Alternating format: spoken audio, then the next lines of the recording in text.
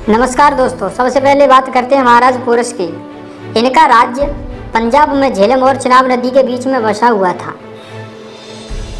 इनका राज्य बहुत बड़े भूभाग पर स्थित था और इनकी राजधानी बताई जाती है कि लाहौर के आसपास थी, लाहौर पाकिस्तान में।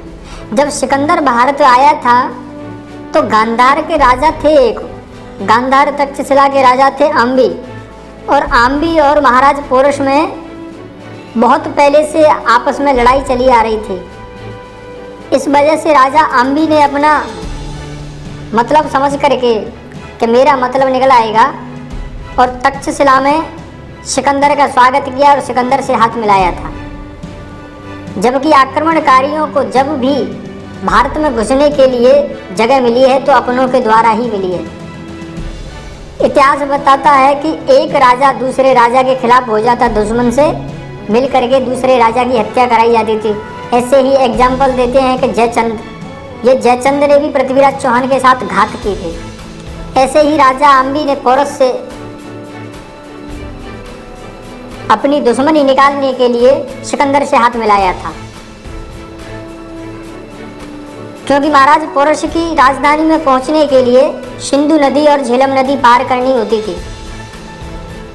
तो आम्बी ने उन्हें पार करा करके, और जब झेलम का युद्ध हुआ था तो आम्बी की सेना सिकंदर के साथ थी और सिकंदर और महाराज पोरस में बहुत भयानक युद्ध हुआ था। उस युद्ध का परिणाम निकला था कि सिकंदर बहुत बुरी तरह से हारा था।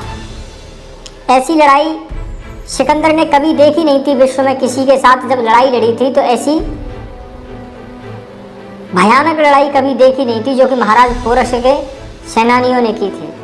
और इसमें सिकंदर अपने घोड़े सहित नीचे गिर गया था, जिसके घोड़े को महाराज पोरस के छोटे भाई ने मार दिया था।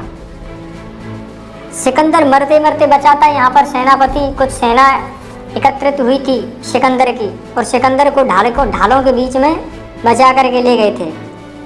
सिकंदर और महाराज पोरस के बीच कई ऐसे युद्ध हुए थे और उन सभी युद्धों में सिकंदर की ही हार हुई थी।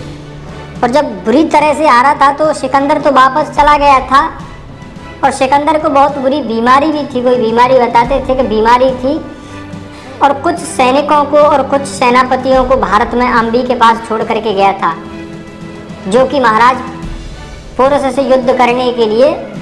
और तक्षशिला थी गंधार में, जो वहाँ का राजा था आम्बी। और जब सिकंदर वापस जा रहा था तो रास्ते में उसकी मृत्यु हो गई थी, और हमें बताया जाता है कि सिकंदर महान था। ये बहुत बड़ी विडंबना की बात है कि जिस देश में जो राजा विजयी हुए, जिन राजा की गाथाएं गानी चाहिए उनके दुश्मनों की और हमारे दुश्मनों की आक्रांताओं को महान बताया जाता है। जो जीता वही सिकंदर, लेकिन जीते तो महाराज पोरस थे।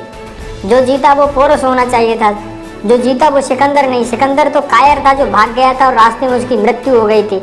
लेकिन महाराज पोरस को आम्बी और यूनानी सैनिकों ने छल से मारा था। महाराज पुरुषोत्तम और उनकी पत्नी को, दोनों को झेलम नदी के किनारे पर मारा था, छल से मारा था, जो कि दोनों विहार करने के लिए, घूमने के लिए बाहर आए थे और छल से उन्हें मारा था।